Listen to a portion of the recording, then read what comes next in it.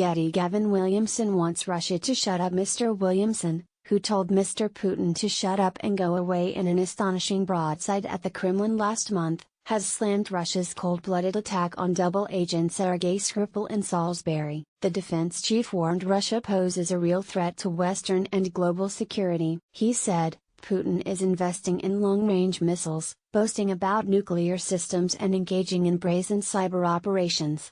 We shouldn't forget this was the first offensive use of a nerve agent in Europe since the Second World War. This was an illegal and contemptuous use of force against our country by the Russian state, endangering innocent lives. The Kremlin's response has been to unleash a tidal wave of smears, lies and mockery. Mr. Williamson also confirmed that the UK must now recognize that we have entered a new era of warfare. We're having to counter rising state-based dangers and react to growing global instability. Getty. Vladimir Putin wants to undermine the West. China is pushing for superpower status.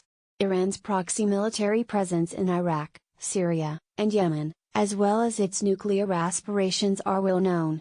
North Korea has demonstrated an active, global cyber capability while its reckless nuclear missile program poses a deeply disturbing threat.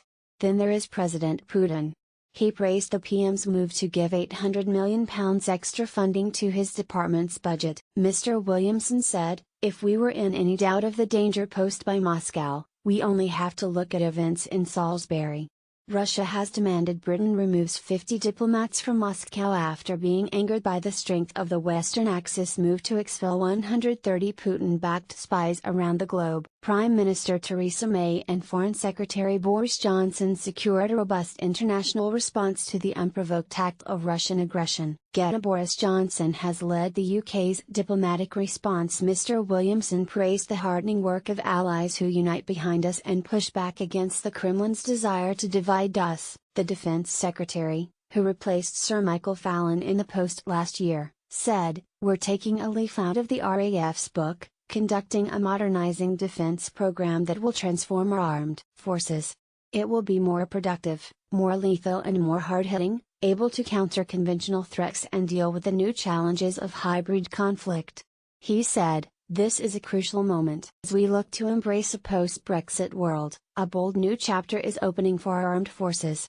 Fittingly, our mighty Air Force, a century on, continues to lead the charge. The sky has never been the limit for the RAF, as their famous motto reminds us. Through adversity to the stars.